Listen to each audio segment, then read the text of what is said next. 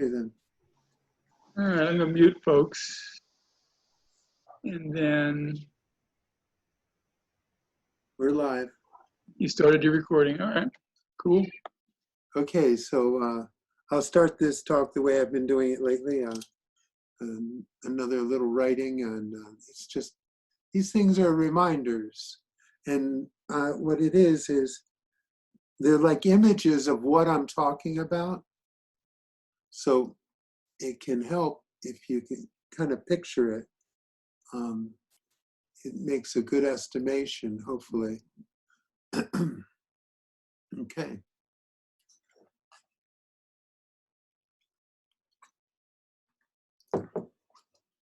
Every painting started on a blank canvas. Every musical note arose out of silence. Every action arose from stillness. When you go to the movie, you do not see the screen upon which the images are projected. You do not see the screen, even though you are full on staring at it. This is what is going on here. The actual thing that makes everything possible is invisible to the mind. The mind only sees what has been added to the stillness and totally misses the essence of everything. This is why the mind is not a good tool for seeing reality. The mind cannot see what was there before thought because the mind was absent before thought. So it is a good practice to do things which quiet the mind, allowing for the awareness of the ever-present stillness, which is the foundation of everything you perceive. Take it on faith that you are surrounded by stillness. Be quiet and listen to the silence that surrounds you. Do not allow yourself to go through life hypnotized by the images projected on the movie screen. Instead, look through the images and fix your gaze upon the movie screen itself. Life is an illusion of movement projected upon stillness. If you focus upon the movement, you become lost in its fleeting presence. But if you focus upon the stillness, you will become lost in a peace that never ends. This should not be a difficult choice, but it is not a choice the mind can make. Your insistence upon focusing on stillness will force the mind's hand and cause it to be diminished.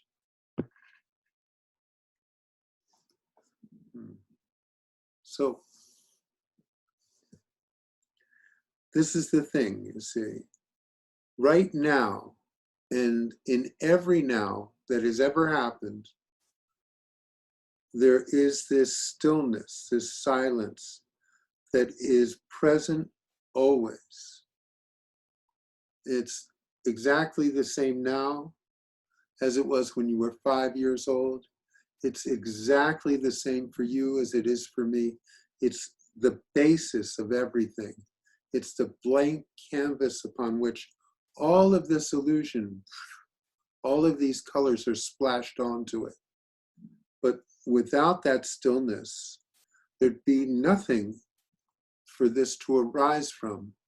It wouldn't exist at all. So if you can try to remember that the foundation of everything you experience is this stillness, okay?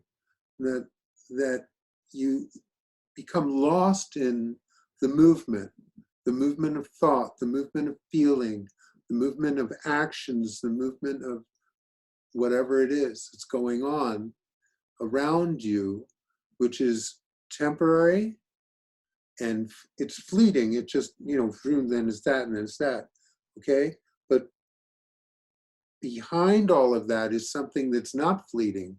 It's something that's always there, you see?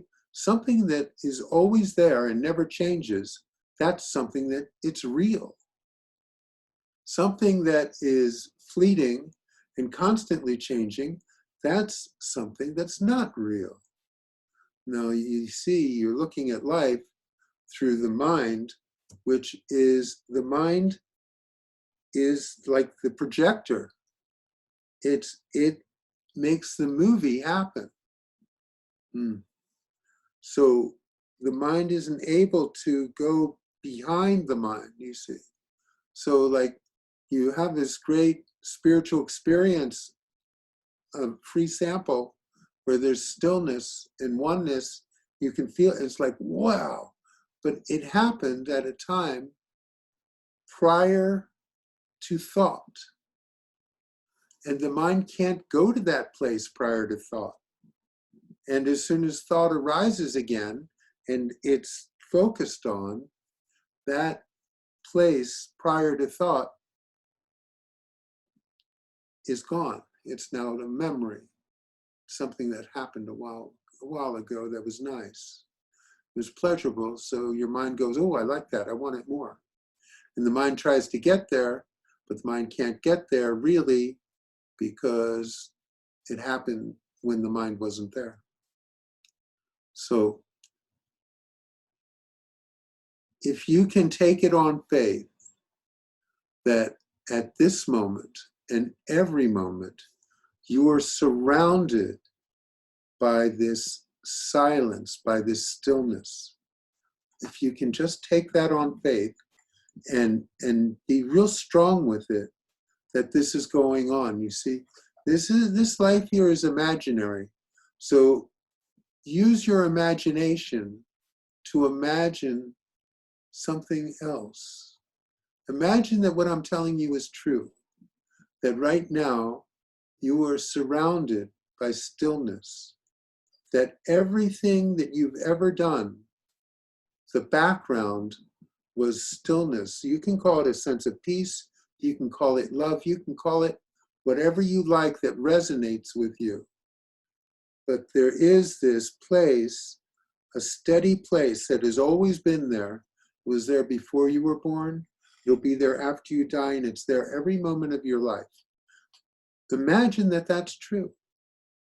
And bring that to you in your daily so that you don't fall into this full involvement with the movement, the fleeting aspects of this life.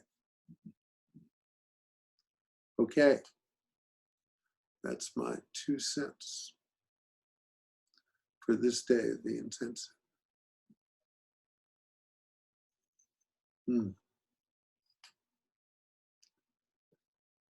Whew.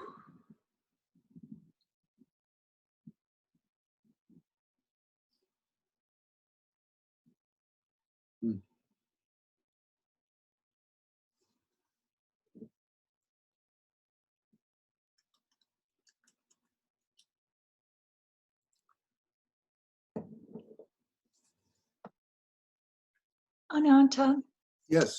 when I was listening to the homework,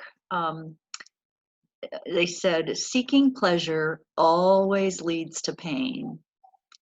And I wondered if you could comment on that.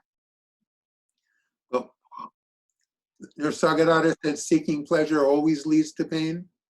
He used the word always, yes? Well, I don't know. I might not be quoting it. Well, you see, the thing about pleasure is that it has an opposite, and that would be pain. So you think you're going for one, but by going for one, you always get both because they come as a set. You see, you wouldn't know what pleasure was except for pain. Pain tells you, oh, this is good. Oh, I like this one. Oh, I don't like that one. You see, it gives you the contrast. They come as a set. You can't have a light without a dark to stick it in. You have to have both. They exist as a set. Now, in a moment, you have this pleasure and you really enjoy it, and then it ends, and then you want it again, you can't get it, and now all of a sudden, you don't like it. You're not happy now. You see, so it has this boomerang effect. When you go after it, it can happen like that. And you see, the thing about this going after pleasure, it brings you into this place of individual doership and moving towards something. And even though you're used to it, that's a very painful place. The idea that you have to move through life and try and get what you want separate, like it's up to you now. God is not a factor anymore. This is about you. It's stressful and it's painful. It really is. And even though you're used to running life like that and you're not always aware of it, it's a stressful way. And if you look around at people, you can see that stress in them of just what it's like to live a daily life of separation, you see? No, you see, so it's funny because that's in the homework assignment that I'll be giving after the talk. Ramesh talks about that. He talks about going after pleasure and in any case, you see, so, all right, I might say I would like that. I go after something I like, but I'm not attached in any way and I don't feel like I'm doing anything. I'm watching the movie the same as you would be watching someone else do something, you see? So there's no sense of doership. There's no disappointment if it doesn't happen, and there's no expectation attached to it happening or not happening, you see? So then things still go on. Some things are pleasurable and not pleasurable, but no one's personally involved with any of it. So there's none of this suffering I'm talking about. There's always a sense of oneness. There's always a sense of connection, and there's never a sense of me wanting this and doing that, you see. I still like chocolate, okay? It's like there's things I still like, but if I don't get them, I don't get them. It's like that, you see, like I did that diet for a year. So it's not an issue. I didn't have any of that stuff for a year. I'm making up for it now. But, the time will come again. I need to just let it go for a while. You see, so that's fine. It's not a problem. Okay, so I think that's what he's referring to. Okay, yeah, thanks.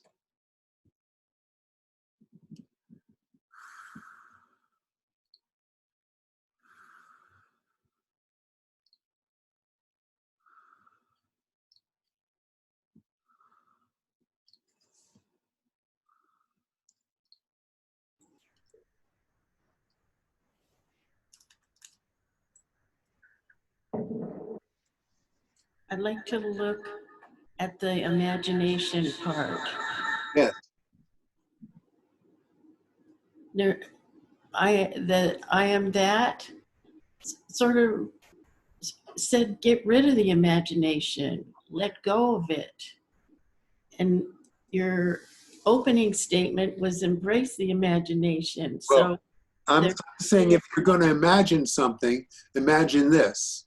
Okay, so I'm saying, and this is, I'm not Nisargadatta. I have my own particular concept, so most of them jive. And ultimately, yeah, that'd be great. If you can give up imagining that you are Tracy and that you have this life, great. But probably that's not going to happen today. So why don't you just adjust your imagination to imagine that you are surrounded by love, that you're surrounded by silence and stillness and peace, always. You see, you were raised to imagine that you are Tracy, this individual with this individual life, who is a good girl or a bad girl or whatever it is, and did this and did that and blah, blah, blah. And you see, so you're imagining, this whole life is a product of your imagination. You're imagining you're doing it. You know, you forget that you're only dreaming. It's just a dream. You see, you actually are pretending that it's real. You're imagining that it's all real.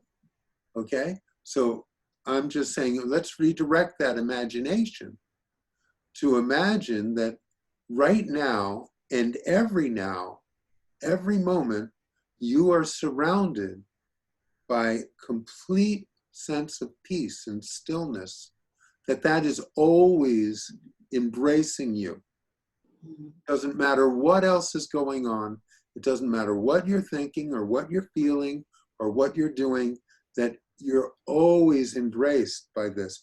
You see, so if you redirect that imagination, then actually you'll be aligned with what's actually happening instead of, you know, sleeping through life, like not even realizing that you're dreaming. You see, so I'm just, it's not perfect, but what you're doing isn't perfect either. So you see, just adjust that imagination to imagine, and I did in my process. You see, so you have to imagine that this is true. That's what the night writings were about, was imagining that, you know, you had that actual ideal unconditional love all around you always. You see? So I'm suggesting that for all my little victims here. And that's all, you know, just try it and see if it works. Yeah. The other seed of wisdom was love yourself absolutely. Yes. And here I'm going, oh, I already do that. Just everybody else doesn't love me. See how my mind kind of goes a little wacko, and it's good to be reminded that you go simple and just keep it simple. Yeah. Yeah, that's always best. Keep it simple. You know what? When you love yourself absolutely, how other people treat you will feel like love, even if it's not. You see? Because when you love yourself absolutely, you love yourself when you're angry, you love yourself when you're unhappy, you love yourself when you're always, absolutely, in all ways. So when other people express themselves in a way that you might otherwise interpret as unloving, it couldn't be anything but love, because everything's love. You see? The amazing thing is, you know, when you don't care about what you think of yourself. So in other words, if everything is love, then you don't care about what you think about yourself. If a negative thought comes up, it's just love. Everything's love. Then someone else's negative thought comes up, that's love too. You see, when you don't care what you think about yourself, you won't care what anybody else thinks about you. It won't matter, because it's all the same. All of it's the same. What's a thought anyway? Really? We give them way too much importance. It's just a thought. And when he says loving yourself absolutely, it's the same thing I say when I say unconditionally. Mm-hmm. Everyone has different words for the same thing.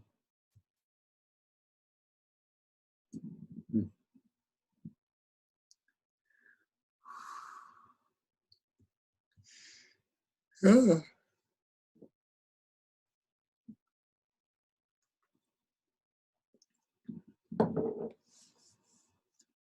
Mm.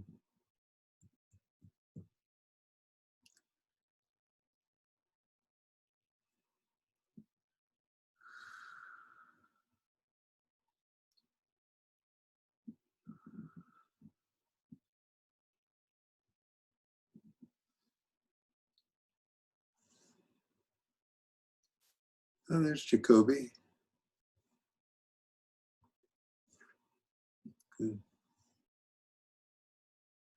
No, keep it on. Uh-huh. Hey, Nanti. Yeah. I was playing one of the excerpts from the book, had a friend listening, and she was triggered by, I think, some of the instruction to obey the guru.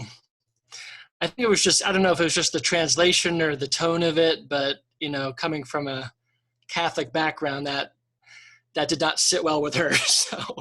So then it was just me listening to Yeah. recordings. But he doesn't get into it too much, but you see, because this is the nature of the guru-disciple relationship. right. And for him, he really only spent a short time with his guru, and his guru died shortly after. Mm-hmm. And I think his guru died before what his guru said to him had actually fully seeped in. So I remember you saying that he really took it to heart and he did. And just applied himself. He applied like religiously. He listened to what his guru said. Right. He remembered it, and he said basically in all his spare moments, Right. he reflected on it.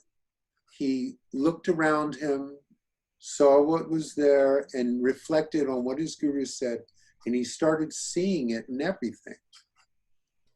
You see? Mm-hmm. So that's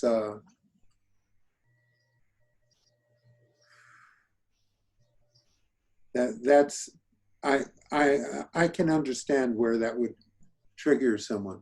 Sorry about that. Is it partly, do you think, a translation thing, or is it a cultural thing? It's or correct. It's cultural. Yeah. Cultural. So it would be like someone saying, Jesus said, you should follow Jesus's teaching. This is what Jesus said. You see? Right. And then that would be perfectly, she would accept that. That would be fine. Well, but this is a guru-disciple relationship. And the guru said, which the guru is Jesus in this case. Just not a Christian one. But Jesus was Jewish anyway. He wasn't Christian. So people forget that.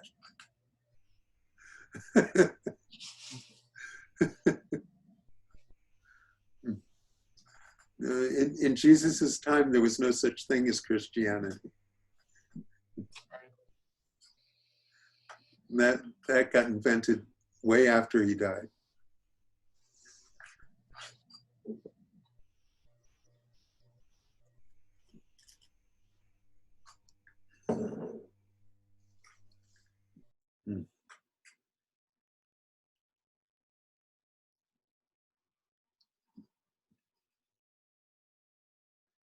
It would be funny to talk to Christians and remind them that they're worshiping a Jew.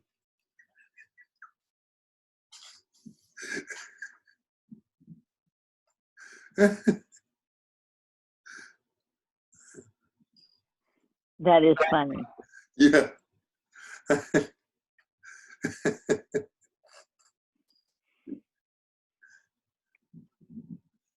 I think so.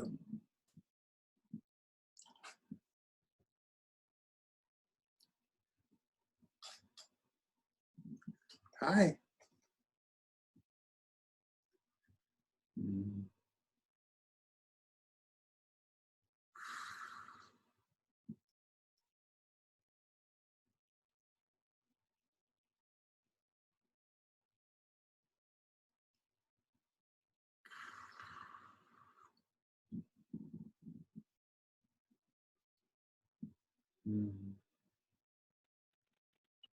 Ananta, this is Vimala. Hi, how you doing? Good. Since Oliver brought up reaction, and I just thought I would report, I've been reading or listening, but the first time that I listened and, like was really understanding what I was hearing, I had a reaction. And I wrote it down because I wanted to remember it. I don't want to be defenseless. I don't want to be disempowered. I don't want to be bodiless. I don't want to be boundless. And I don't want to be God. I hate God. So I was like, that was the reaction I had. I figured it was a good thing because it was stirring things up. So that, it's powerful, it indicates the power of what I was hearing and what he had written. But I do still, what it said about Ramana at the beginning, that when he first became enlightened, he was not even aware of his body and bugs were eating his thighs. I really don't ever want that. And we do have a dual nature. We are material and spiritual. And to me, it's, when I go too far off into this kind of teaching, I get real uncomfortable. Perhaps it's just ego, but I also, there's this dual nature. How do you reconcile all of this? And that's, I guess, what I'm doing is trying to see how you reconcile all that, because I don't, in a way, I don't want enlightenment because I don't like what I think it is. And I don't like, with me, I'm doing a lot of work on boundaries and setting boundaries because my boundaries have been thin and violated over time.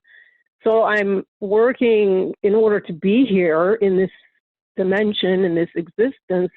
I have to be able to function without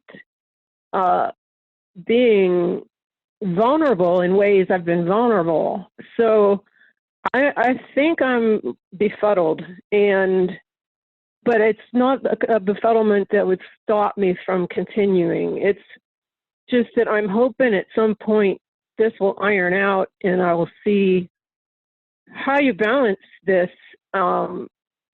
this idea of being a blank slate or being a screen, but at the same time there is an action going on, and somehow, you have to engage it somehow to even just to like buy groceries and eat. You know what I'm saying? This is my stuck point where I get stuck because I really don't want what it sounds like enlightenment is. So I'm just putting that out there, so you know where I'm at in the process, and if there's any insight, it'd be nice to have it. Thank you. After I met Ramesh the first time, I couldn't wait to see him again, but I had to finish university. I finished that. I made some money, and as soon as I could, I went to India to see Baba. In India, he was not the same guy that he was in America because he had everyone hooked. He went all the way to India to see him, and he was much more like normal and not like all Santa Clausy all the time, and his talks were much less flowery, more like what you guys are hearing now. And basically I'm listening to his talks and I'm hearing enlightenment is like committing suicide while remaining in the body. And I was like, hey, this isn't what I signed up for. I signed up to be like that happy man. I wanted to be happy and feel love all the time. I wasn't interested in dispensing with me. But you see, I was hooked. I was in love with Baba, and it didn't matter anymore what he said, because now when I got back from India, I thought, well, that was enough. But it wasn't enough. It just kept, his effect didn't lessen in me. It just kept increasing. So I had to see him as soon as he came to America again. And, the rest is history. I ended up tour with him, but, fuck all. So it's like, sometimes it doesn't matter what you see. The ego is not going to, I've said this many times, the ego is not your friend in this process. The ego is willing to go along as long as it can keep running the show. Well, how do you reconcile these two things, though? You don't. You let them be, but understand it's perfectly normal for the ego to not be real happy with the idea of being demoted. Okay? Okay. Yeah. Ego has been the meaning of your life, and without it, your life has no meaning. Well, wait a minute, that sucks, doesn't it? But, really, Vimala, look at your life and look at the amount of just day-to-day suffering that you are going through. Look at the level that you contend with on a daily, hourly basis, okay?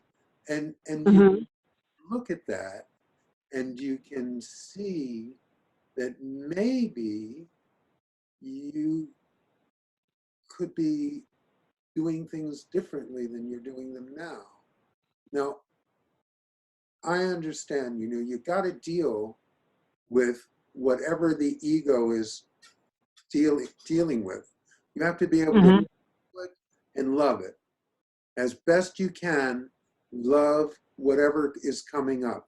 You just love it and be with it, and it's all okay. You have to learn how to take care of yourself in this world. You have to learn how to function in this world in a way that is bringing you some level of comfort here, okay? But understand that this is a dream world, okay? You want your dream to be nightmares, granted, but it's still a dream. And if I were you, I would start imagining other shit. Okay, so you don't like this emptiness and this, there's no you, whatever it is. Okay, change the word. Change the, make it into, instead of emptiness, love. Okay? Acceptance. Whatever word resonates better with you. Now, you see, I like Nisargadatta because he doesn't beat around the bush. He's right to the point, Right. And he's like taking a machete to your little illusion. Right. Just cutting the shit out of it. Okay? I felt that. I totally felt that. Well, that's... And I wanted to shut it off, and I made myself listen to the whole thing. Now, wait. And I was just pissed off when it was done. Are you talking Totally about pissed. Ramana or Nisargadatta? This was Nisargadatta. Okay, you listened to the whole thing? Now I listened to a whole YouTube. I wanted. I don't even know what I listened to. It was, I typed his name in and I listened to whatever came up. And it was like, I don't know how long it was, but I was pissed off by the time it was done, because it's like, I don't even like God, like, why do I, because I have had such bad association, but why would I even want this? I mean, it was bad, but I just let it happen because I figured, Vimala, were yeah. were you watching a video, or was it just a sound thing, or what? It was somebody reading Nisargadatta's something or other that he had written. Yeah, okay, that's fine. Yeah, That's the right thing, I think, then. yeah. Okay, that's fine. And you know what? I think that would be a normal ego reaction. So in other words, I was talking to the coin guy who mentored, he's helped me a lot. And I'd mentioned something, I teach something. And, you know, I'm very low key with people about what I do. And Right. what do you teach? And I said, Advaita Vedanta, non-duality, that none of this is real, that this is actually just, you know, just a dream and blah, blah, blah, like that. And he goes, well, I don't think many people would want to hear that. Yeah. And that's, you see, Yeah.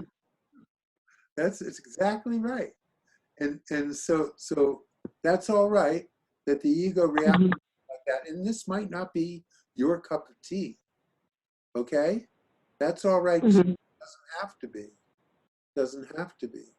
But I like the hardcore stuff. I've always been hardcore all my life.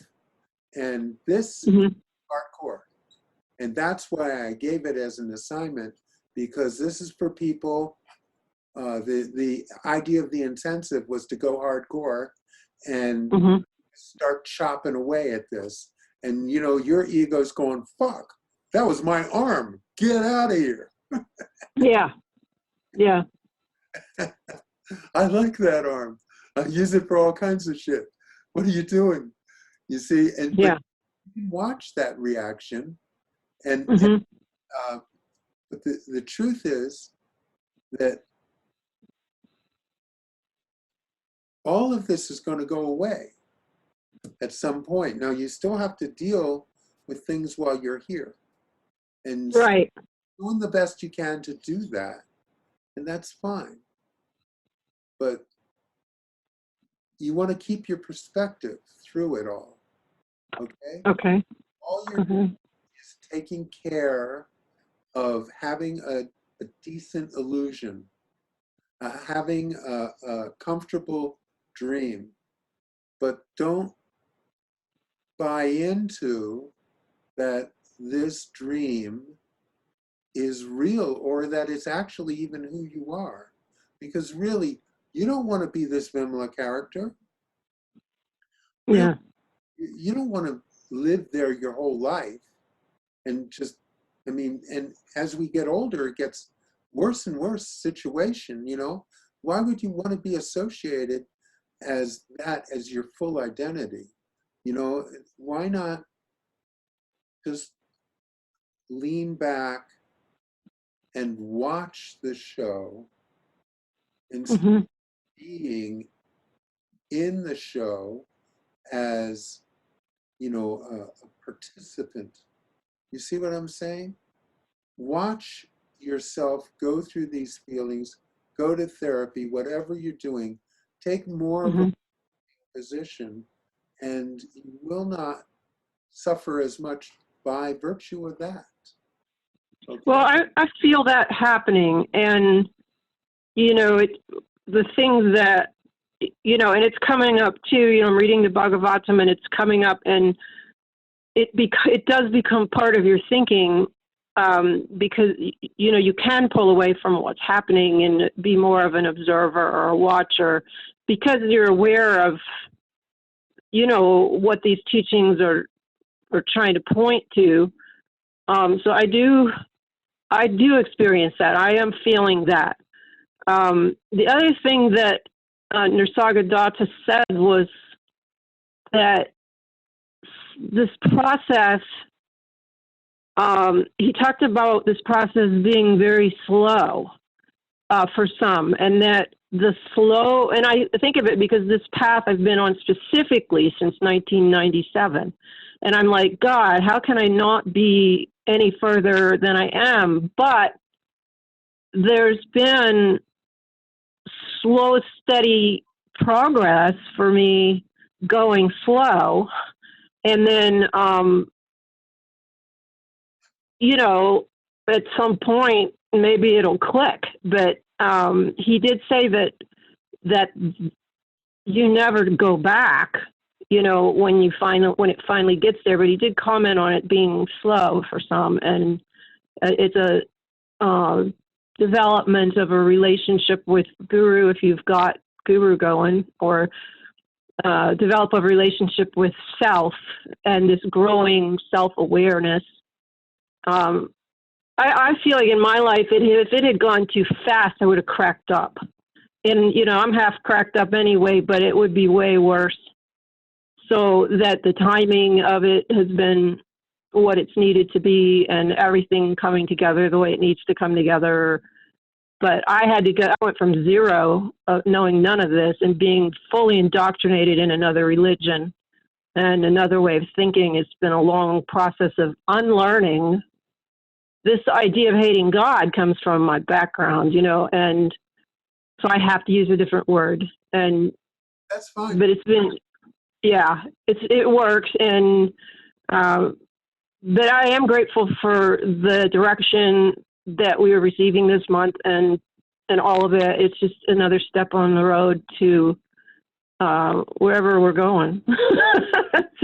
The road home, I think it's what they call it, the road home. We're going back to our source and back to who we truly are before sound and before knowing and before all of whatever you said there before, whatever we were before. And for some reason, this is the way it's done. I don't know what that's all about, but I'm grateful, and I just would like to say thank you. No problem. Whatever I can do to make your life a living hell, I'm happy. Hey, I appreciate it. It sounds like it. Don't worry about it. Look, my sadhana took 21 years. Ramesh, Mine's Ramesh like that. 3. Bob, a long time. It's different. It's all different. You know, Ramana Maharshi, he skipped his sadhana. He probably had done it already in another life. That theory, of course, yes. He came in ready. He was just ripe. You see, and it takes time. It depends. So, you know, Ramesh was like, you know, what is your rush? What do you think you're going to do when you get there? You know, it's like, but that was my nature. So I was like that on my path. It's okay. Look, you know, Vimla, you just do the best you can do. The thing about you, I always come back to this, is that you already know all of this. You already know it. That's why you keep drawing this energy to you. It's just a reminder of home, you see? And you are a feisty little critter, and you're going to fight it and kick and scream all the way to enlightenment. That's your nature. That's the way you have to do it, you see? There's other people who don't kick and scream on the way, but you will. And that's what you do. And so you just watch what's going on and learn to love it and accept whatever it is that's happening as best you can, you see? And when you do it, you learn to do it deeper. So you've got all this stuff coming up in your life and things you're working on, and basically all you're doing is learning to love yourself more completely. To, you know, now right now in your personal work, you're learning to love an illusion, but you know what? If you hate an illusion, that keeps you trapped in it. So more and more, if you can just bring that love that is already embracing you all of the time, if you can bring that unconditional love to the illusion, eventually the illusion poofs. Eventually. It what? What was the word you used? Puffs. You- Just Say it. Okay, go ahead. like puffs away, you know, it's like in a puff of smoke, it's gone. Okay. So eventually that happens. Until it happens, you just play with it as best you can. You just Mhm. mimic what is actually already happening. You know, God is already love. Well, I'm sorry. In your case, it's not God. Consciousness, Yeah. fully embracing everything, every aspect of you. And all you need to do is equal that. And when you do, there'll be no difference between you and consciousness. Okay. And merging will be complete. Don't worry about this. You just work with it and do the best you can and trust. Have a lot of trust because there's something forcing you into these situations with enlightened beings that is forcing the point with you. And so you'll get it. You'll get it if God has to just keep kicking you until you do. Yeah. That's all. Don't worry about it. Just Okay. and so you know, not you don't have to resonate with Nisargadatta. There's other teachers. There's other things going on, but Nisargadatta really, you know, he's taking a machete to your ego, and Yeah. you know that's his job. That's what he does. Mhm. And eventually, you know, the ego's not going to go, okay, I get it, I quit, especially yours. So that might be, you know, the kind of ultimate treatment that is necessary. But who knows? Doesn't matter. Whatever's supposed to happen will happen. Hmm. Yeah. I don't really expect it. Oh, good, good. That's actually a very positive sign. Makes it more likely to happen. I. Thanks. Sorry. Thanks. Yeah. Mm.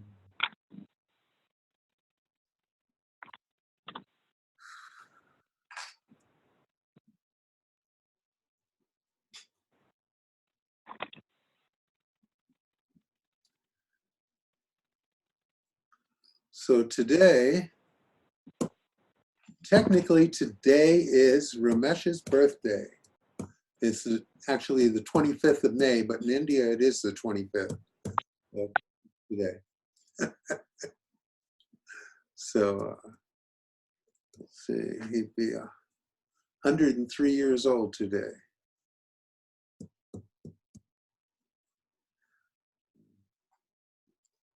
So as a homework assignment, I have a video I'll send everyone with Ramesh talking. Yeah.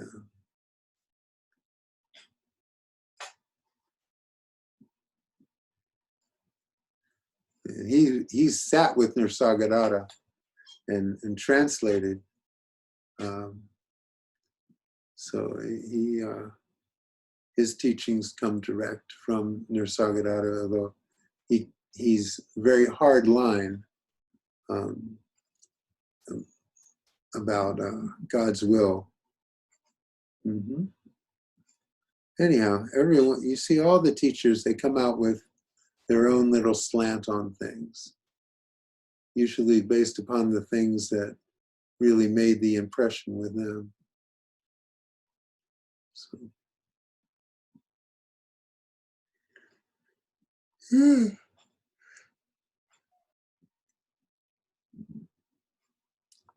Yes.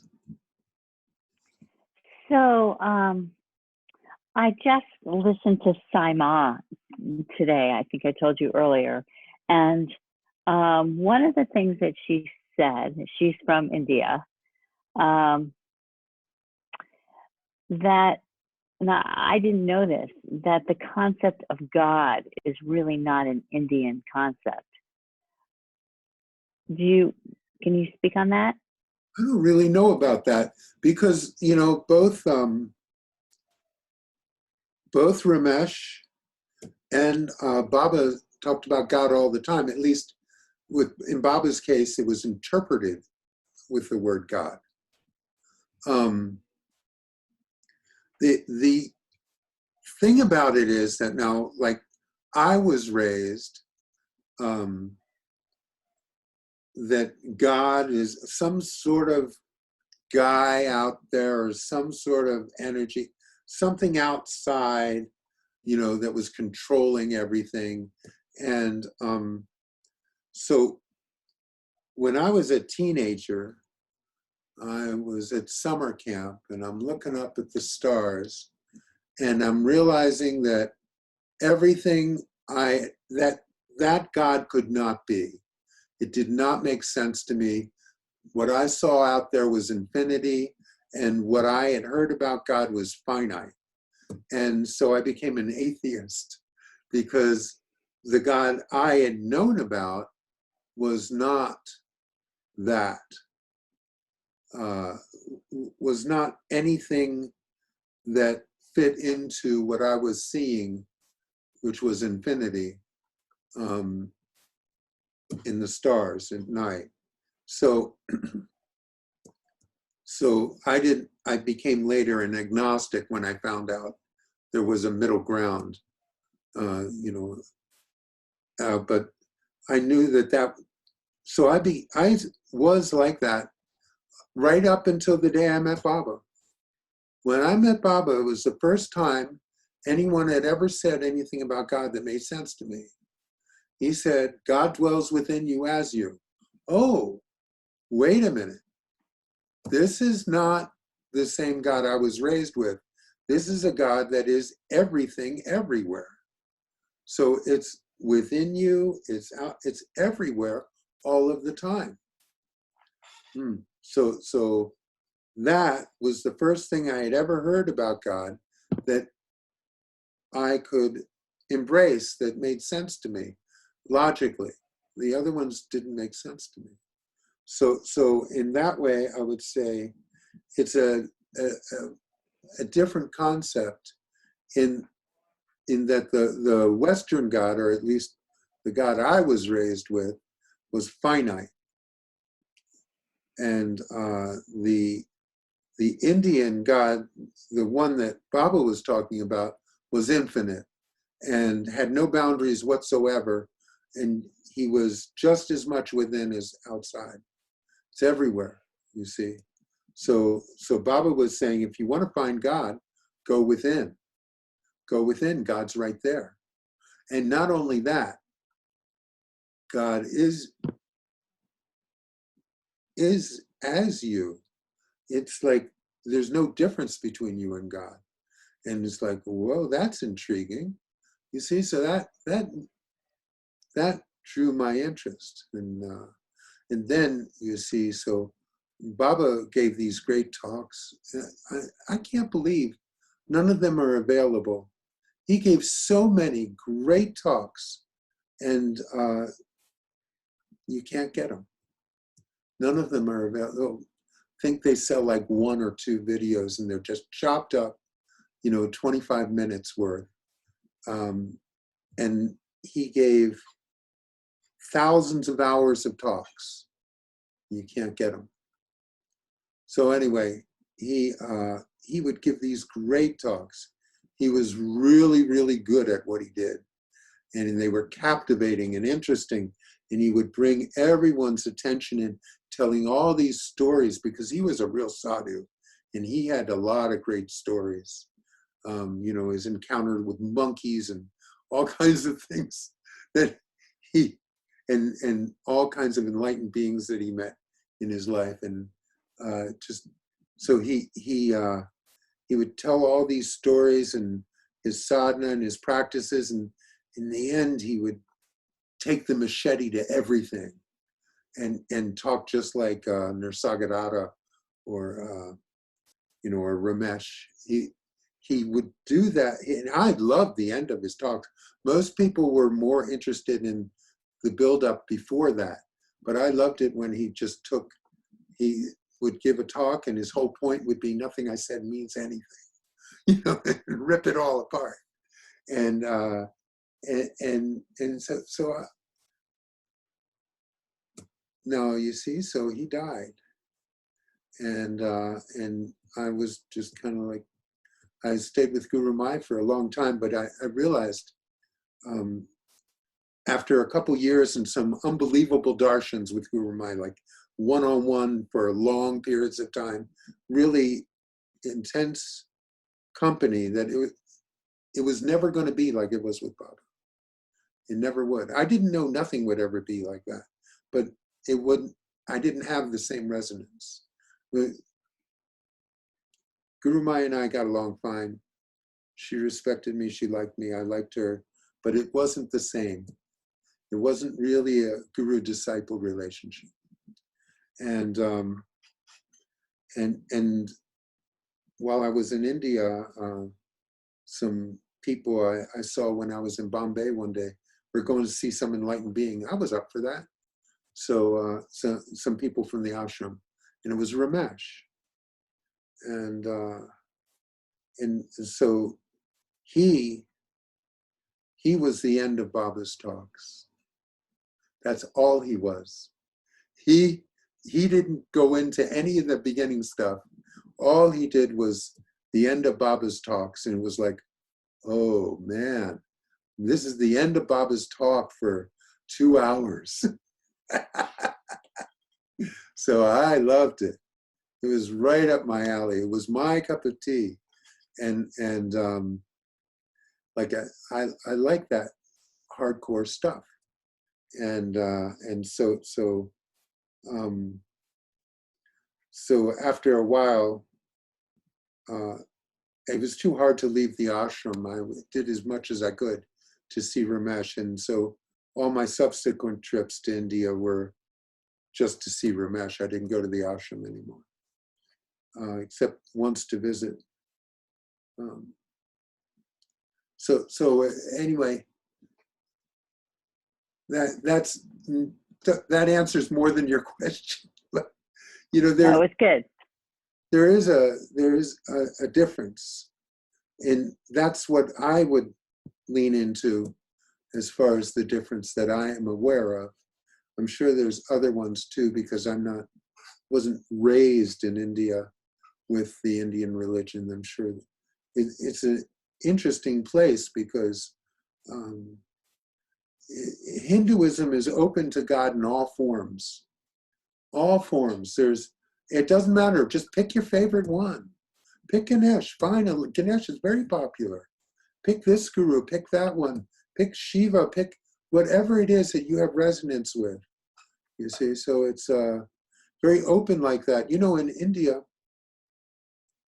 I was there one, I think it was Easter or something, and some church had put up a big plywood Christ on a cross, and it was really big, and all the Indians would just go up to the cross and they would touch the feet and touch the forehead and like that, just like any other of the gods, you see, Shiva, Krishna, any of the, just like that, the same level of respect for the image of Jesus as for any of the other images of God is very, it's not an exclusive religion. It welcomes all of it. And people can just go with whatever they resonate with. So it's not one of those religions that says, it's just one way. Feel free. I remember at the ashram, they had all these statues. And they had a statue of Jesus and of, Buddha and Moses, a statue of Moses. And it was so like a mind twist for me because, you're not supposed to, bow to statues, even if it's Moses. because it's against the Jewish religion. It really had to it had to really confuse my brain. That's one thing that you see, like Jews and Muslims have in common. True. In a lot of ways, these religions are, the Muslims in the early days used to consider Jews very close and very similar.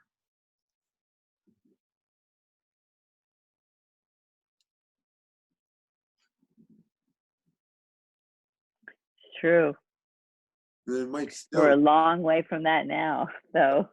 Israel came into existence, and that created the distance. Yeah. Maybe it would have existed anyway. Hard to tell. Hard to tell. You see, religions also, they end up, when they become organized, they end up adopting egoic expression.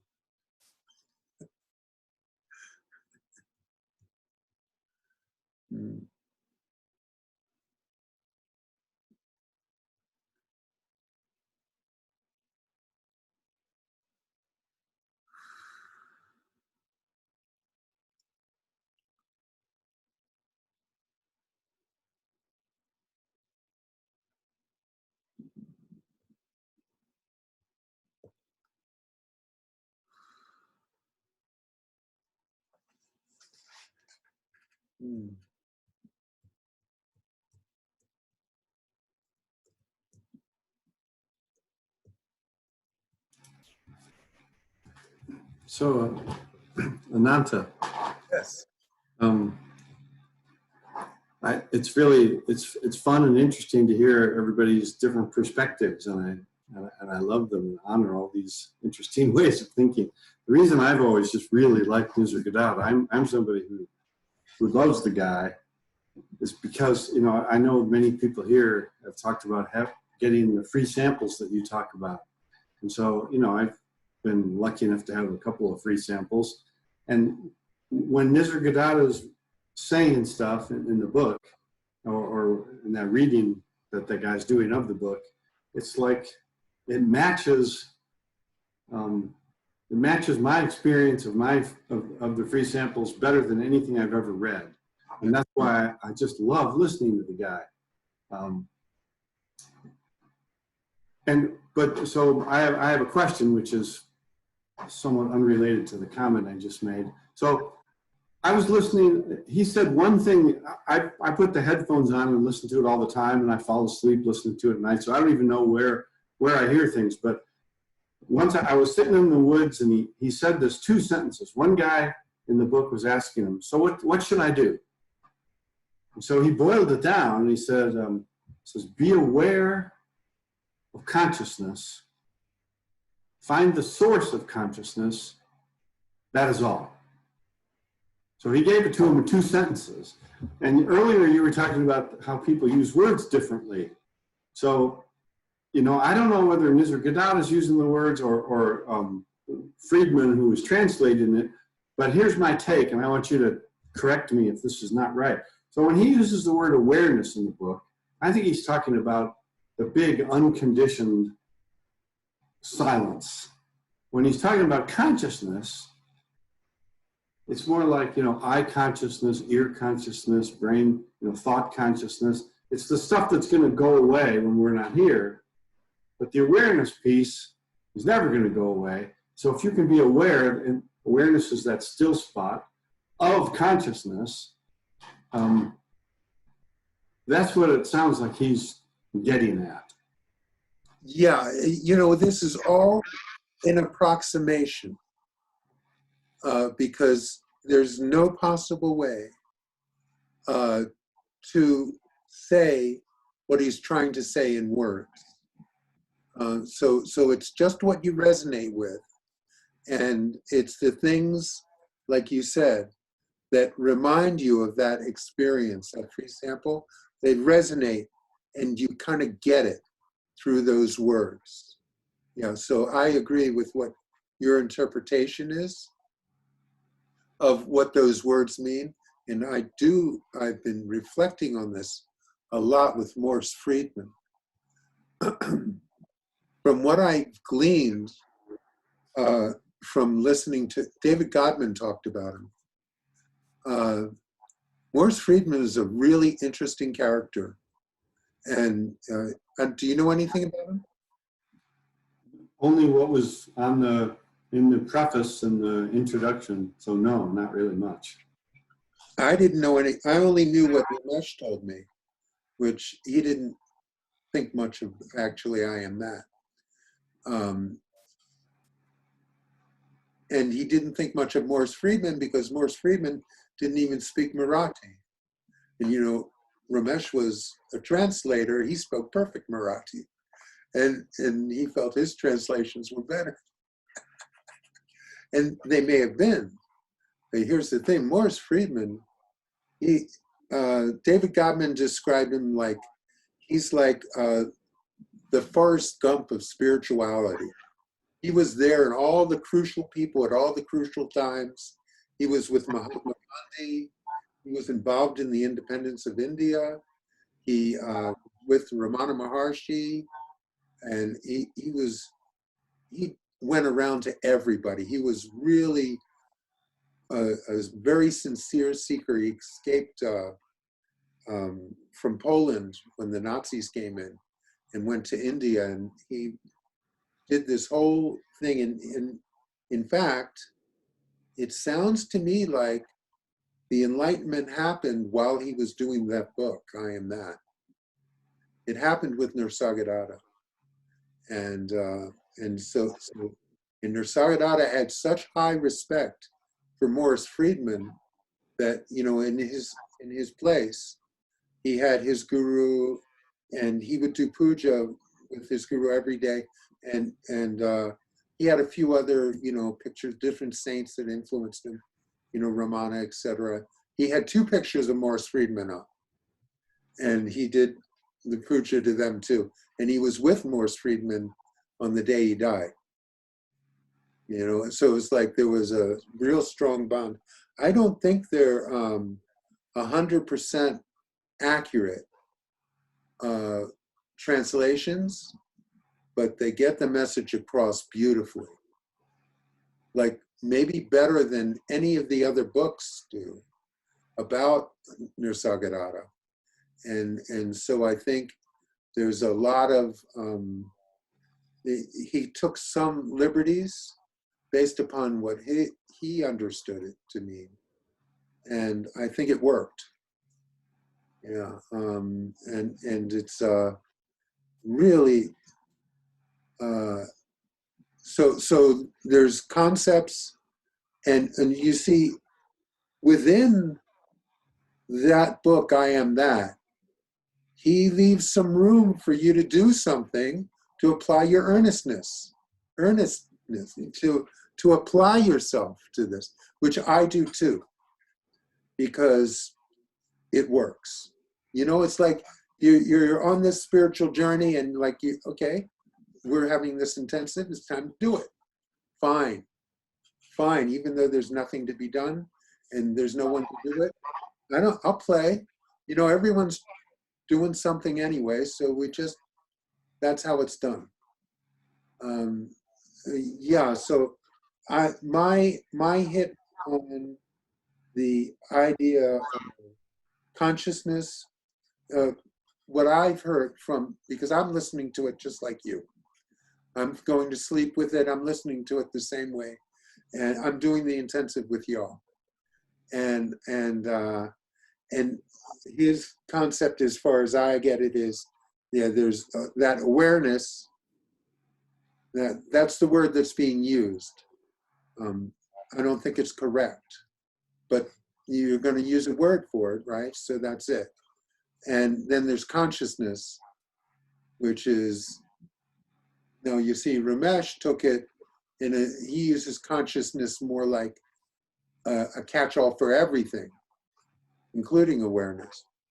Because Ramesh's thing is consciousness is all there is. So you see, it's the thing, you know, every teacher uses different words to say the same thing. And it's whatever you have resonance with. So like you are fortunate in that your free samples have, mine too. I always had strong resonance with this Advaita Vedanta, you know, so I think that's correct. Is there something else? Well, no, thank you for that. You know, when you read in any field, I mean, this is a field of enlightenment, but if you get into any other field, like in academics or something, enough people come up with a vocabulary and they get synchronous on what they mean. So that when they're talking to each other, they kind of know what they mean. But my problem when I read books about enlightenment is that different people are using the words differently, and it kind of just makes me trip over myself. But I mean, I think I kind of understand what Nisargadatta is saying. I'm certainly not there, but at least I think I understand his language a bit. But language is tough when very few people have done something, especially done something that you can't talk about anyway. Yes. You come up with the right words. That's why I think it's just brilliant. That's why it was the assignment, because this work is brilliant, and it's the closest I know to being able to say this thing that can't be said. It's very good, and it at least in my case it resonates strong. Right. The thing that I get from him is, here's a guy that I am convinced was as far into enlightenment as is possible, and all he's trying to do is tell people the best way he can. He's not trying to hide it or make a game out of it. He's trying to make it direct. He knows, and he's trying to say it. He's trying to say the unsayable. Yeah. And I like it. So I appreciate you giving us this assignment, because I'm going to be listening to this for months, well after this intensive is over.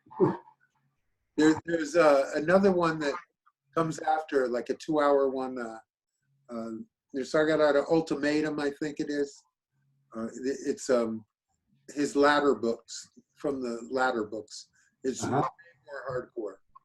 It's like, you know, if you want to feel hollowed out, that's a good one. Right, that listening to it, sometimes it strikes you differently than reading it. So doing both is actually useful. Yeah, I find it the same. With Ramesh, I never would have gotten his teaching from his books. His books were way, way, way too many words, too difficult for a dyslexic like me to get through. Whereas his way of talking was straightforward and easy to understand. So that suited me just fine. And fortunately, I was with him when he had a lot of hours with nothing else to do. So, Well, thank you. yeah, absolutely. Thank you, Ellen. I'm glad you're enjoying this.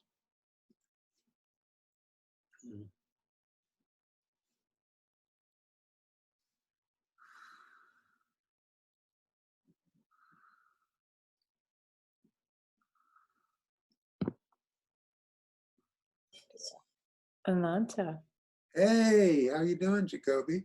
I'm good. How are you holding up? Oh, I'm good. Good, good, good.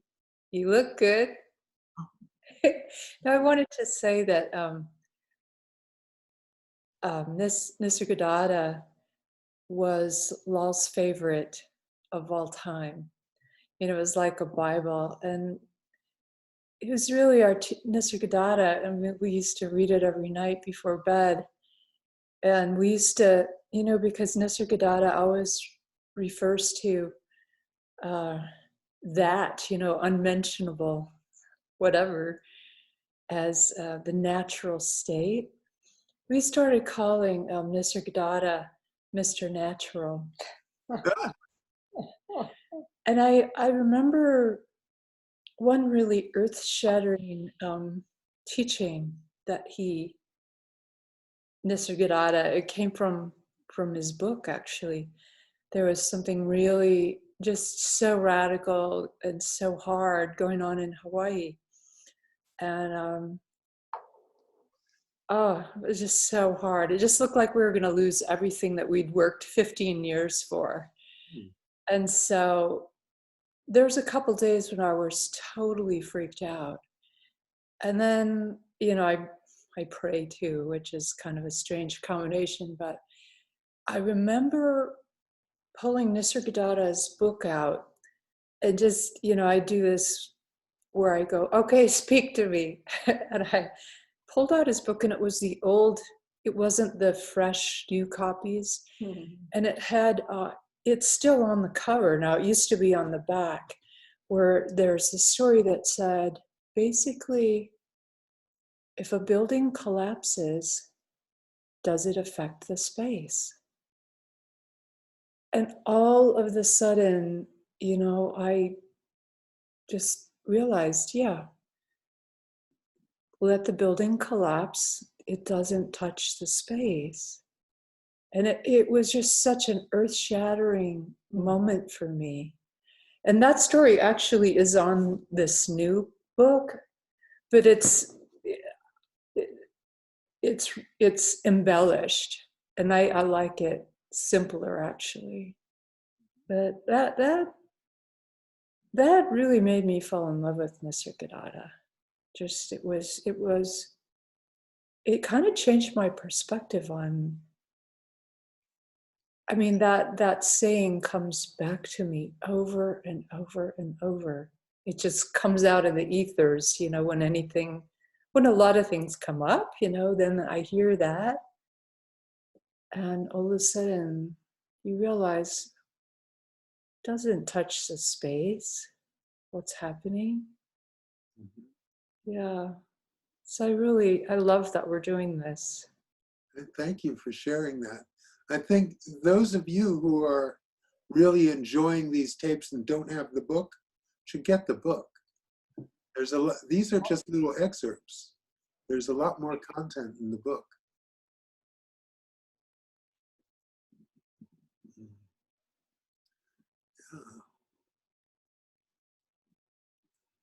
Thank you, Jacoby. Thank you, Nanti.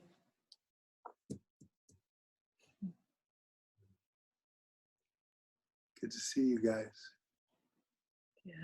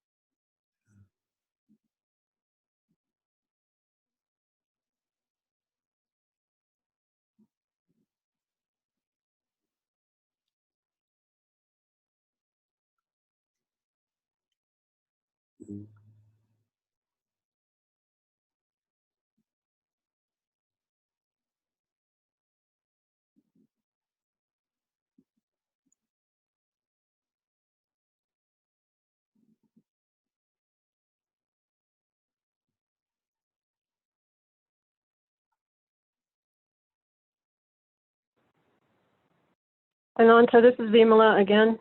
Hi, Vimala again. Hi again. I was wondering if possibly I could persuade you to read that again, what you read at the beginning, because it was really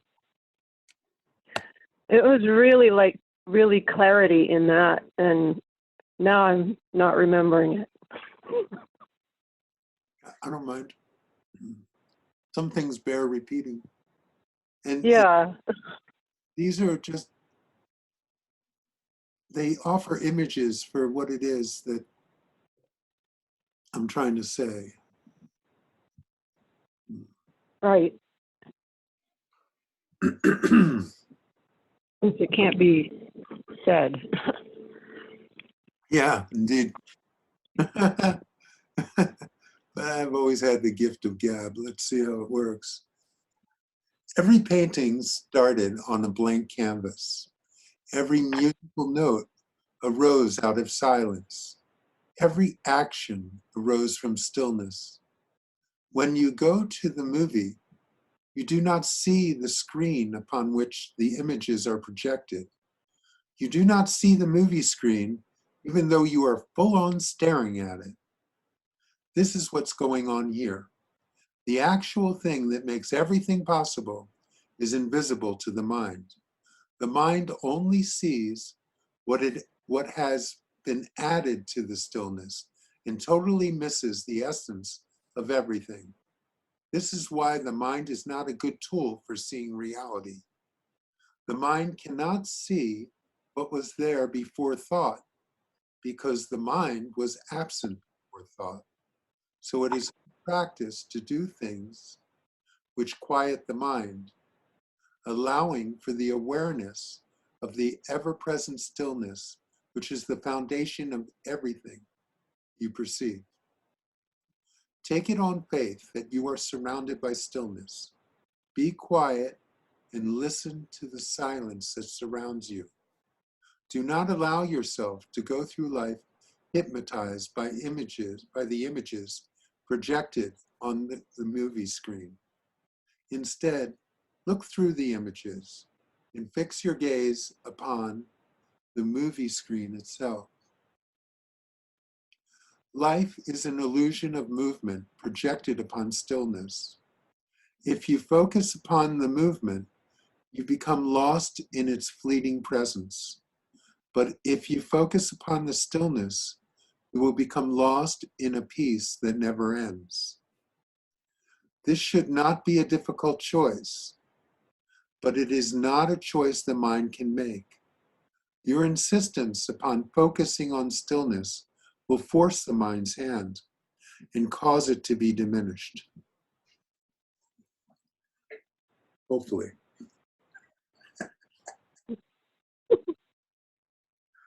So there.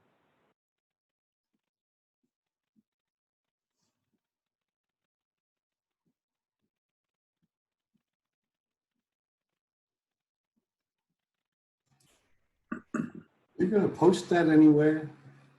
I really like that. That's very good, Ananta. That resonates strongly with me. Yep. I'll get a copy at the end. I already decided, at the end of the intensive, I'll send a copy of all the writings I've done for this. Wonderful. I appreciate that.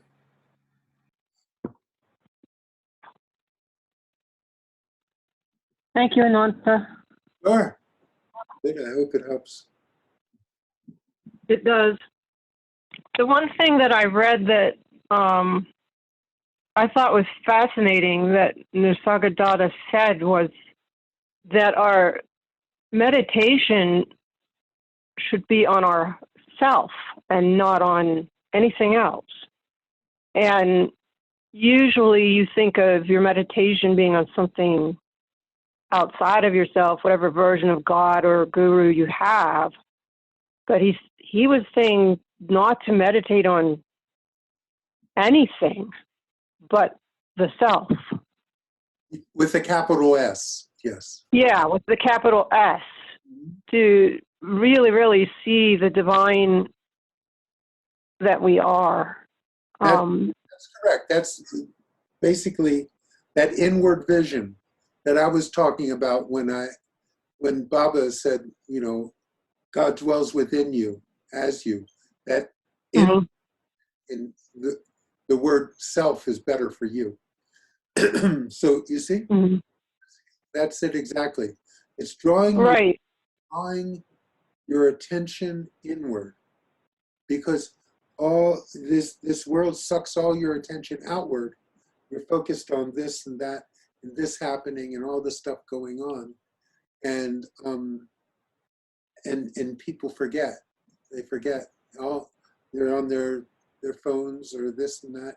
Everything's going out, and it's like, hey, take a minute. Take a minute. Yeah. Yeah.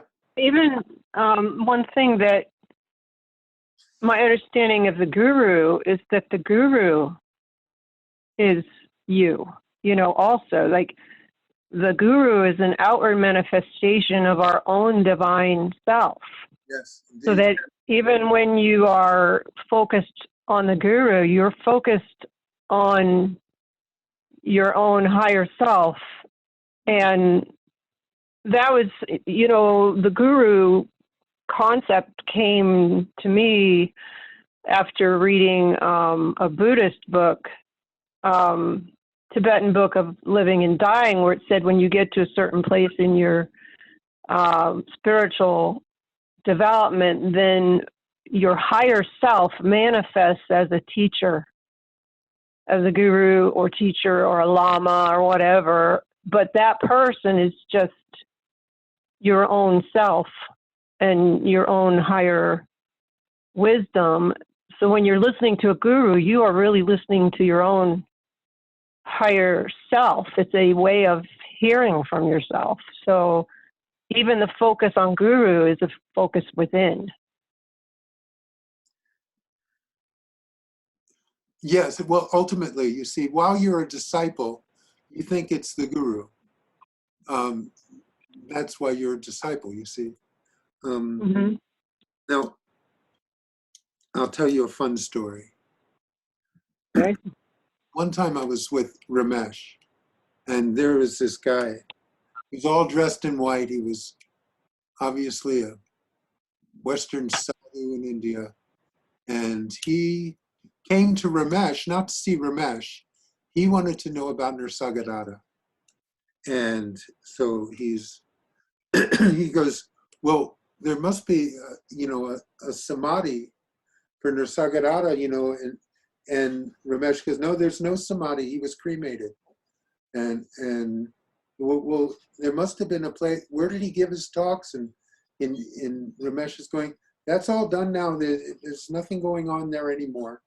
And guys like, well, there must be something, some sort of place where I can go to, that a shrine or something for him. And he goes, you want to see Nisargadatta's samadhi shrine? You want to see his samadhi? I'll show you his samadhi. It's right here. This is Nisargadatta's samadhi shrine. The guy, I got to see this. It was great. The guy left disappointed. But I got to tell the story, so it's great. You see, that's what happens. What happens is, so after, it's like there's no difference, you see? There's no difference between the Shree, Ramesh, Baba, Ramana. We're all the same. 100% all the same. 100% present right now in this particular form. With these particular words and concepts, but it's the same. It's exactly the same. 100%. So that's what happens when the I don't even know how to describe it, but there's a merging that happens. There's no longer guru disciple. There is a guru disciple, but it's no longer guru. It's no longer separate. It's now just all merged. All merged. I guess there's no way to describe it, but that's what I can do. Wow. So you see, yes, that's the idea. So just while you're a disciple, you think you want what the guru has and that they're giving you something. And after that process culminates, you're just one. It's, yeah, I don't know. It's amazing. An amazing idea. It is amazing. It truly is amazing. And you see, Oliver's friend was taken aback when they heard, follow your guru's commands. But I'm telling you, you know, all of you, if you just take to heart these words, if you just take, and if that becomes your focus, your reality, the thing that you carry with you throughout, then the work is done. It's all done. It's all done. It's just a matter of time, you see. It's just a matter of time, and it all takes care of itself. So it's like, even when I was, you know, when I still had a personal process toward the end, it was like the personal process was just a matter of bringing certain aspects of the personality that had never been seen or accepted into that level of acceptance. And when it happened, it was like the teaching just seeped into everything. Everything that I knew intellectually was just simply, the Guru's grace was going in there, and totally, it was like dams were breaking, and that water, that essence was going into everything. And once it filled up a certain degree, and then it was done. It was done after a certain percentage. It was all done, and then there was nothing. It was like, then it was like all of a sudden, that teaching that was something that I held, it was no longer a teaching anymore. It was just a reality that I was living. You see? It started out as something intellectual and something that I cherished, and then it became just a reality that wasn't even a teaching anymore. It's just, everything just was. Everything just is. And it became just, you know, well, okay, I'll put words to this. They're not the teaching. Even though I had the words, it's not that. It's something much, much deeper than that.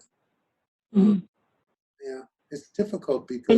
And you're saying that came, the thing that allowed that to happen was looking at unaccepted parts of yourself and accepting them? That was part of my process. Yeah. And why do you think that in particular did it for you? I mean, like, was somehow being unaccepting of yourself, that was the main block, or was it coincidence? Or I'm fascinated by that. I mean, it's different. Maybe sometime address it. It's okay if you don't. I'm just observing what you said and just being amazed by that. Every case is different. My particular case, it was necessary because, okay, so basically what was going on is I had all these great concepts, all these great spiritual concepts, and the ego was using those concepts in a way that maintained the ego's position. Okay. And it was able to do that because there were aspects of the ego that could not be surrendered or accepted because they were unknown. So there was a process of unveiling parts of the ego, bringing them to the surface. That did happen. And in my case, it was necessary. Okay. Certainly wasn't in Ramesh's case. or a lot of other cases. But in my case, that was necessary. So Yeah. for me, it was a missing link. So it wouldn't be in all cases, of course.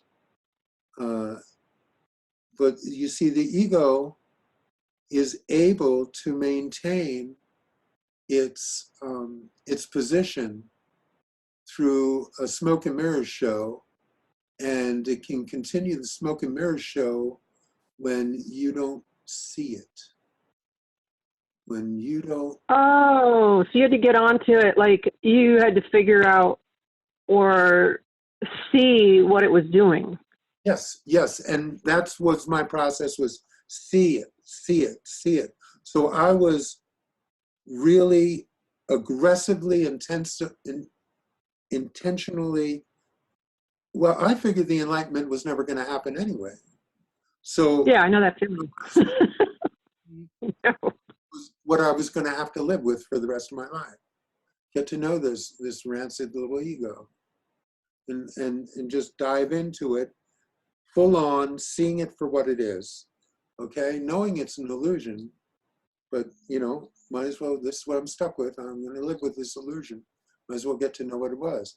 Well, surprisingly, eventually, what happened was the illusion was seen, accepted, and it dissolved.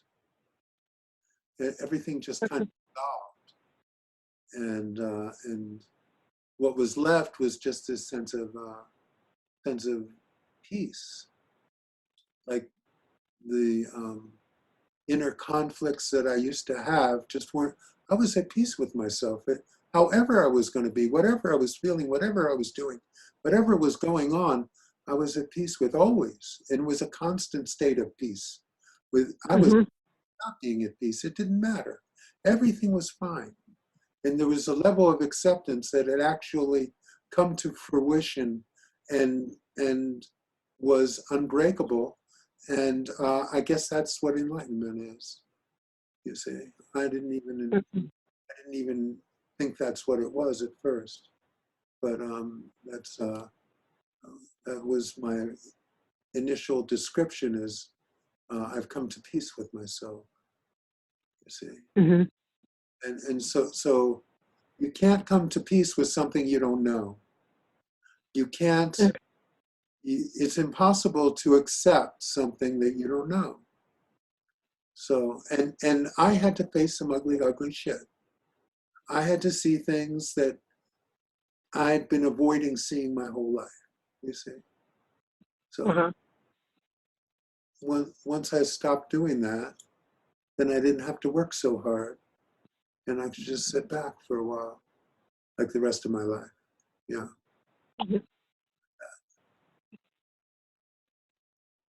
Thank you. Yeah. Thank you.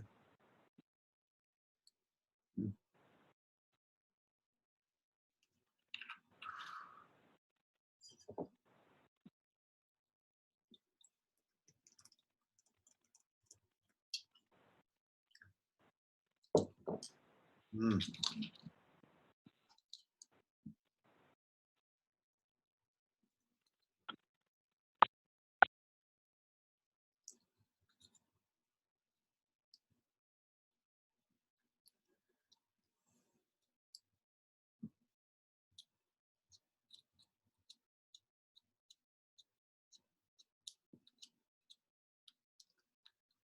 Mm.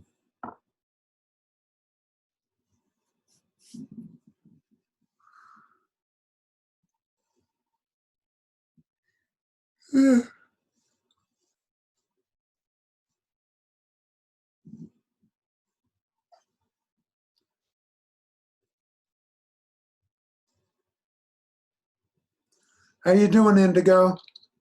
See if I can get her to talk this time.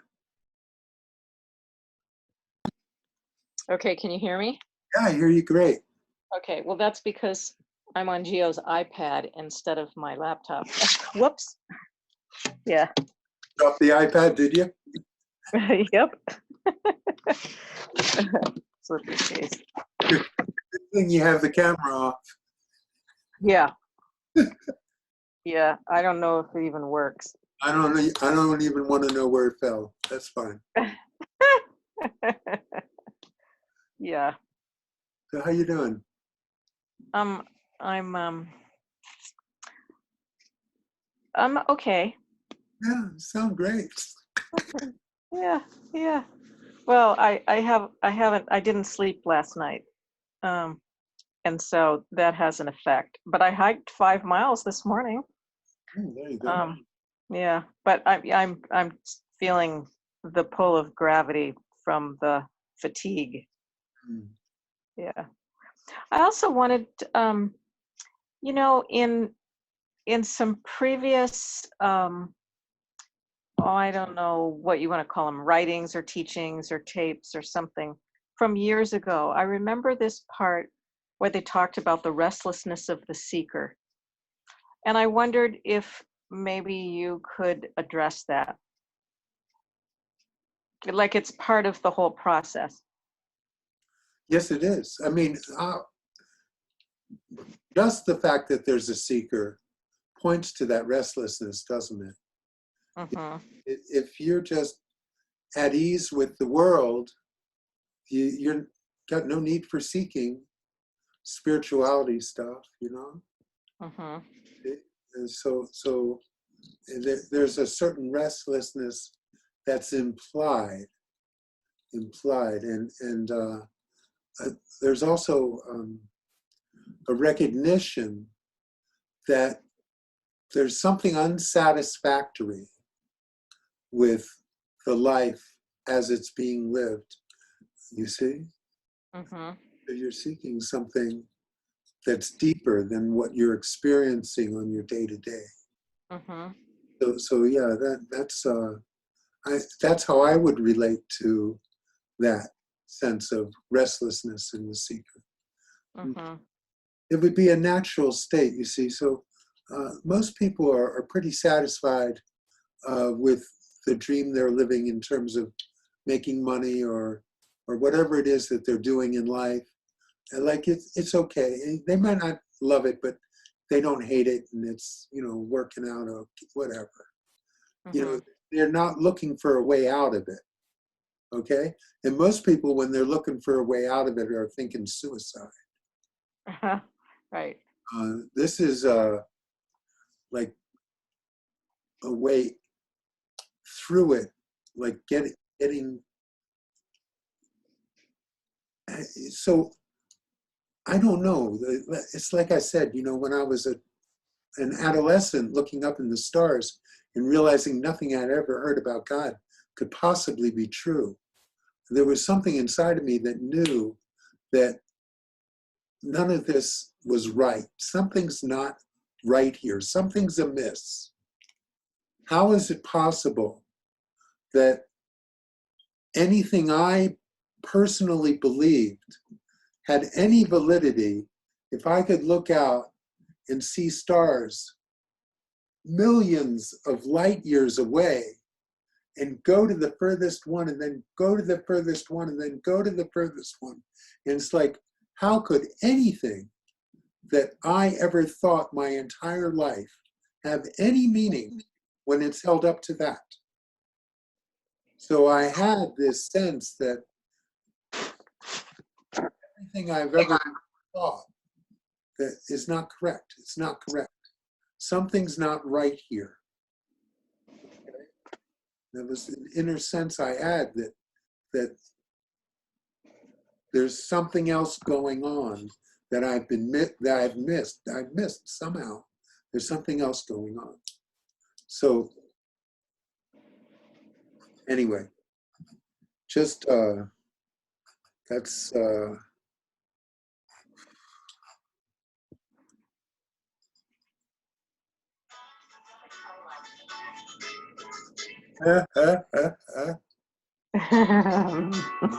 Okay, I'm gonna mute you so you don't have to hear that. Oh no, I want to hear it, please. Anyhow, so that's my hit on that. Of course, you know, there's going to be that restlessness. Otherwise, you wouldn't bother with this shit. This wouldn't be interesting. Mhm.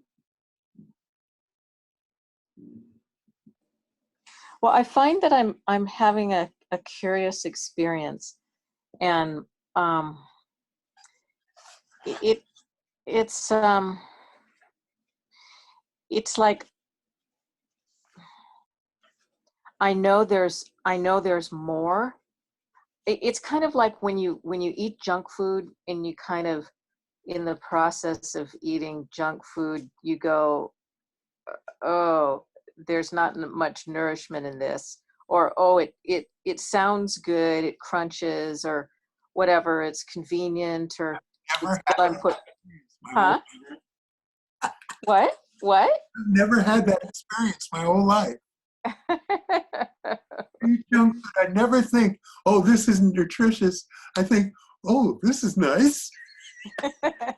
I'm being metaphorical. Okay, go ahead. Yeah, in the sense of like I've gotten caught in the dream, because, oh, I want to see what happens with this part, or I'm interested in this, or I feel like I've all I've done is worked and now I want to play or whatever. And yet in the back of everything, nothing satisfies anyway. And yet I'm finding, and I know that there's more. It's like I can't not know. I've known my whole life, and I'm not trying to get anywhere anymore. It's not, I started seeking enlightenment at a young age, and I've just sort of given up in a way, but not in a bad way. It's like, okay, so if it happens, fine. If it doesn't, fine. But I've noticed that my discipline and my it's like I feel restless.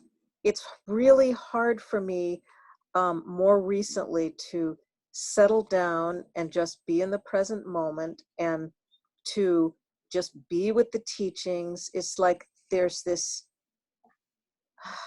I don't, there's something going on, and it's bothering me. I can see through it, but I haven't been able to, that's all I can do is see through it. It doesn't make it go away. It doesn't change it. But at least I'm aware that I'm not being present with as much with the spiritual stuff, or maybe in a way that I think it's supposed to look, if that makes sense. Because I spent a lot of my life doing that, and now it's just different.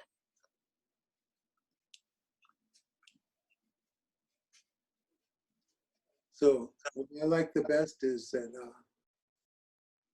living in this dream, being involved in this dream is like junk food. Mm-hmm. I like that analogy.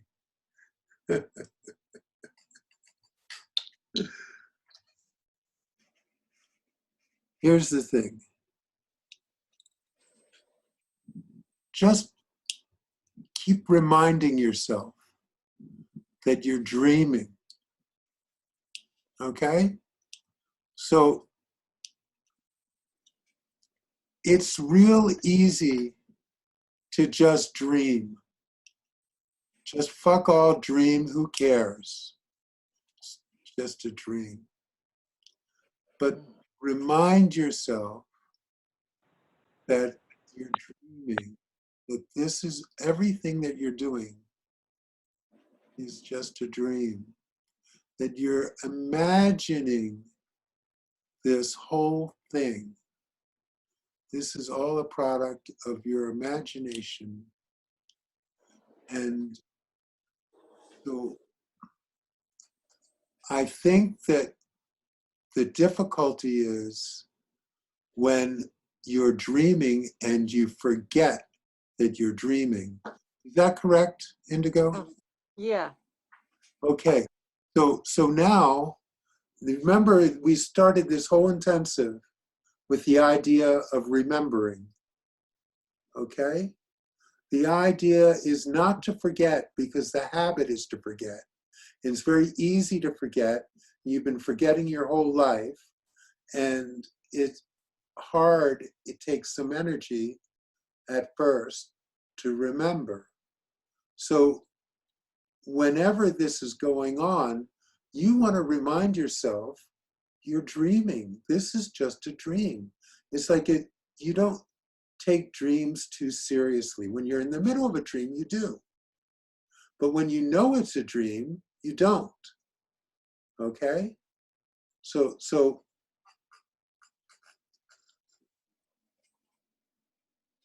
do whatever it takes to remind yourself that this is just a dream. Whatever things are that remind you. If it's a little quote that reminds you, whatever it is that reminds you that you're dreaming. This is a dream, and you're living the indigo dream. That's what you're doing. And don't forget. Don't forget. And So if, yes. go ahead. No, go ahead. No, you go ahead.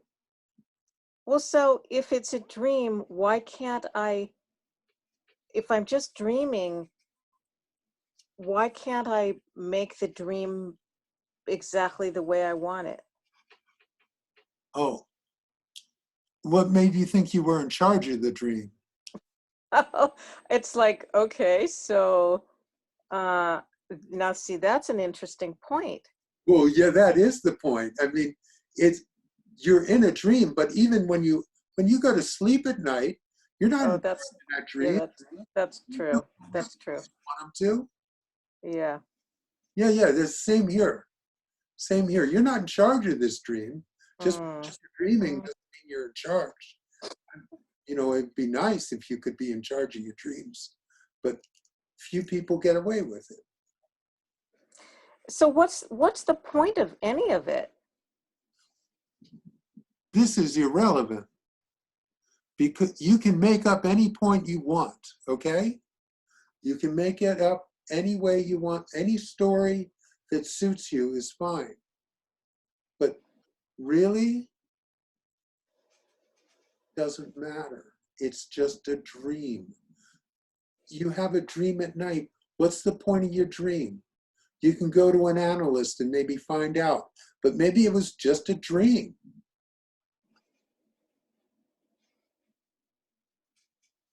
You see? So all this is still locked in the me. All of this locked in the me. And the me is dreaming. The me is the dream. Your mind is the dream maker. Your mind, its job is to manufacture a really good quality dream called your life. Okay? Now, you have been exposed to all kinds of spiritual teachings. You've been a seeker for a long time.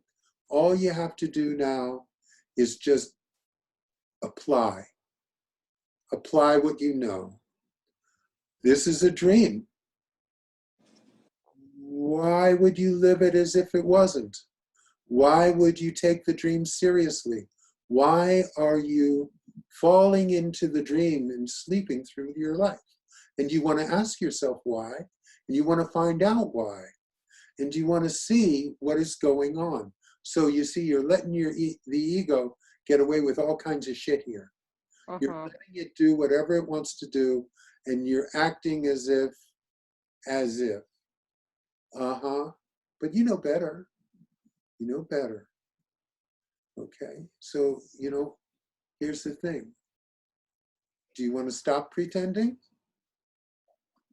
You ask yourself this question. Because if you want to stop pretending, just stop pretending.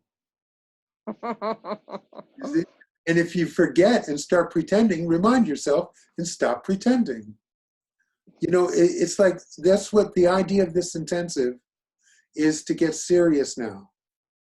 Get serious now about this, because, it's like, until you get to a point where you make a solemn commitment not to forget, then you see your earnestness, your sincerity isn't up to it. So all you need to do is drum that up, find the sincerity which is in there, because you have been sincere. You have really put a lot of energy into this. And now it's just a matter of applying it. Apply it. Apply it on a daily, hourly, minute basis. Start applying this. That's why the 10 minutes every hour. That's why these videos, constantly applying. Start putting the energy forth. Don't forget anymore. It's really simple. And when you forget, remember. And then that's it. Then that'll take care of the rest of it. That'll take care of the rest of it, because after a while, you forget for such a short period of time, you don't even remember that you forgot. And eventually, what you find is that you're living in that space where you feel connected all of the time. And that sense of separation that you dream through life with is just not relevant to you anymore. It's got nothing to do with you. This body has nothing to do with you. This mind has nothing to do with you. These feelings have nothing to do with you. There's just a bunch of stuff that's happening. It's not even happening to you.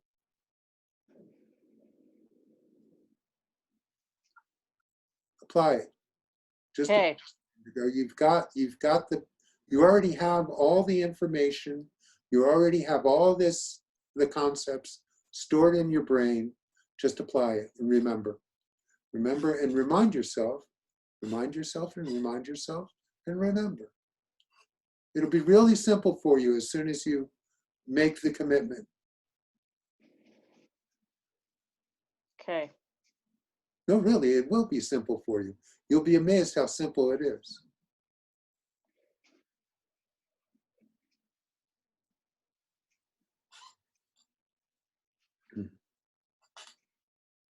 Thank you.